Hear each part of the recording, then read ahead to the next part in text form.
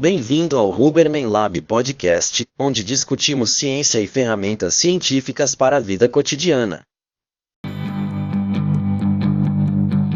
Sou Andrew Huberman e sou professor de neurobiologia e oftalmologista na Stanford School of Medicine.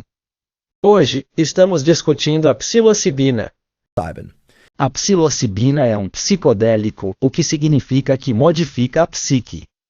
E ao fazer isso, muda nosso nível de consciência. Psicodélicos como a psilocibina mudam a maneira como percebemos o mundo exterior e nosso mundo interno, nossas memórias, nossos pensamentos, nossos sentimentos, etc. Não apenas enquanto alguém está sob a influência da psilocibina, mas também pode mudar fundamentalmente todas essas coisas depois e por um longo período de tempo depois também, que é uma das razões pelas quais há um entusiasmo crescente sobre a aplicação de psilocibina e outros psicodélicos para o tratamento de vários problemas de saúde mental, como depressão, transtorno de abuso de álcool e vícios de vários tipos, bem como coisas como toque e distúrbios alimentares. Hoje, vamos discutir a psilocibina, falando sobre o que é. Na verdade, você pode se surpreender ao saber que a psilocibina é basicamente serotonina. Agora, para aqueles que estão familiarizados com a psilocibina e a serotonina, você pode pensar, espere, isso não é verdade. Mas, na verdade, o principal efeito da psilocibina é imitar a serotonina, mas o faz de maneira muito específica, porque ativa um subconjunto de receptores de serotonina de maneira muito forte, levando a neuroplasticidade no nível dos circuitos neurais, ou seja, nas áreas cerebrais e as conexões que servem a coisas como memória e percepção. Portanto, se alguma dessas coisas estiver confusa neste ponto, prometo esclarecer tudo em apenas alguns minutos. A psilocibina é um dos muitos psicodélicos, é claro. Existem coisas como LSD, DMT, 5-mel-DMT, até mesmo MDMA, embora não seja considerado um psicodélico clássico, é considerado um psicodélico no sentido geral. O episódio de hoje vai focar na psilocibina em particular. Vou lhe contar o que é a psilocibina, como ela funciona no nível molecular e celular. Vou falar sobre como isso muda os circuitos cerebrais. Vou falar sobre os efeitos clínicos, o que foi demonstrado em estudos laboratoriais controlados. Vou falar sobre dosagens e traduzir de cogumelos com psilocibina para psilocibina real e o composto que realmente exerce os efeitos da psilocibina, que não é psilocibina, mas algo chamado psilocina. A psilocina é o composto real que entra no cérebro para criar todas as mudanças na consciência e todos os efeitos de religação que associamos à psilocina. Portanto, entender como a psilocina é convertida em psilocina tem um tremendo impacto na duração de uma jornada da psilocibina, quer essa jornada da psilocibina leve ou não a uma janela curta ou mais longa para a neuroplasticidade.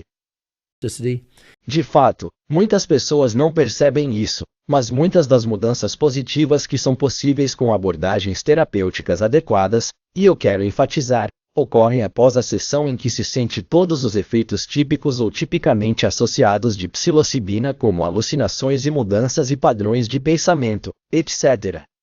Então, hoje vamos falar um pouco sobre química, mas prometo torná-la acessível a todos, independentemente de você ter ou não formação em química ou biologia.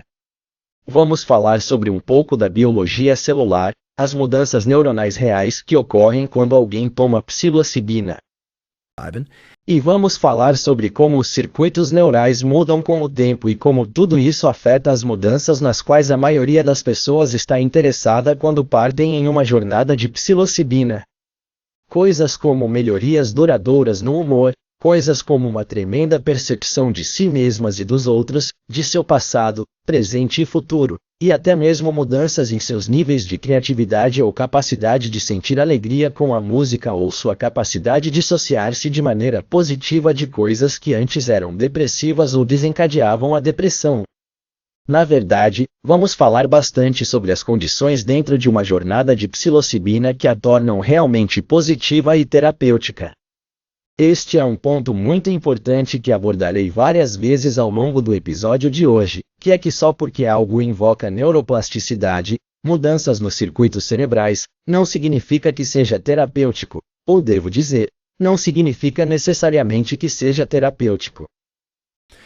Para que a neuroplasticidade seja terapêutica, ela precisa ser adaptativa.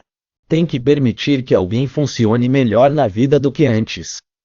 Portanto, hoje falaremos sobre como são as condições de uma jornada de psilocibina, incluindo se é feita ou não com os olhos fechados ou abertos, ou se as pessoas alternam ou não entre as fases de olhos fechados e olhos abertos dessa jornada, bem como se a música é tocada durante essa jornada, e até mesmo que tipos de música são tocadas, ditarão se alguém se sentirá melhor ou pior nos dias, semanas e anos seguintes à jornada da psilocibina, bem como o nível de dosagem, porque como você, em breve aprenderei também, há estudos clínicos mostrando que apenas uma jornada de psilocibina pode melhorar o humor de maneira duradoura, mas a maioria dos ensaios clínicos envolve duas dosagens espaçadas de maneira muito precisa uma da outra com acompanhamento apropriado.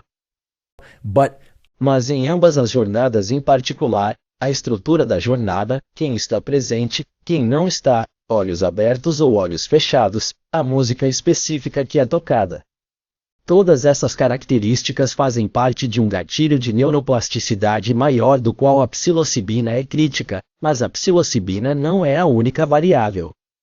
Portanto, se você está ou não interessado em participar de um estudo clínico, ou se está ou não interessado na psilocibina por outros motivos, esta é uma informação crítica a ser compreendida.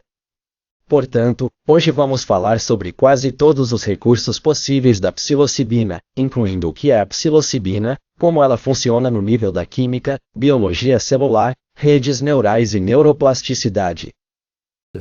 Falaremos sobre os estudos clínicos. Falaremos sobre dosagens. Falaremos sobre as condições dos estudos clínicos. E falaremos sobre o período pós-jornada da psilocibina em que a neuroplasticidade e as várias atividades, incluindo a terapia, ou talvez não a terapia, podem contribuir para mudanças terapêuticas positivas da psilocibina. Agora, enquanto entramos nessa discussão, quero ressaltar o fato de que no momento da gravação deste episódio, ou seja, agora, 22 de maio de 2023, a psilocibina ainda é uma droga programada. É considerado ilegal nos Estados Unidos. Talvez haja apenas uma exceção a isso, talvez algumas outras, mas a principal exceção está no estado de Oregon. A psilocibina foi aprovada em configurações terapêuticas específicas para uso em condições específicas, como depressão e algumas formas de dependência. Portanto, em Oregon, é mais ou menos no domínio da descriminalização, em oposição à legalidade. Em outras áreas do país, incluindo Oakland, Califórnia, há algumas áreas em que foi descriminalizado e talvez haja algumas outras que eu não saiba, mas em geral, a psilocibina e outros psicodélicos ainda são considerados ilegais. E isso é muito importante, não estou dizendo isso apenas para me proteger, estou dizendo isso para proteger você, possuindo ou certamente vendendo psilocibina, exceto em casos raros, como estudos clínicos e essas áreas descriminalizadas de que falei há pouco, ainda não é permitido pela lei. Hoje, também discutirei questões de segurança. Vou falar sobre se os jovens, ou seja, pessoas com 25 anos ou menos, devem ou não considerar a psilocibina, visto que seu cérebro ainda está em um período desenfreado de neuroplasticidade natural. Também falarei sobre dosagens no que se refere a pessoas que já usaram ou podem estar usando diferentes formas de antidepressivos. E falarei sobre pessoas que correm risco de episódios psicóticos, seja porque sabem que têm propensão à psicose ou porque têm familiares próximos que têm psicose, o que inclui coisas como esquizofrenia, depressão bipolar, bem como coisas como personalidade borderline e algumas condições psiquiátricas relacionadas. Portanto, o episódio de hoje será realmente um mergulho profundo na psilocibina. Então, se você acha que já está familiarizado com a psilocibina e seus efeitos ou não, ou se você está apenas curioso sobre eles, eu encorajo, se você estiver disposto, a tentar entender um pouco de como a psilocibina funciona e o que é, levando a algumas das aplicações terapêuticas e diferentes padrões de dosagem, espaçamento de diferentes sessões, etc. Porque eu acredito que com esse conhecimento em mãos, você será capaz de tomar decisões muito melhores e mais informadas sobre se a psilocibina é ou não certa para você.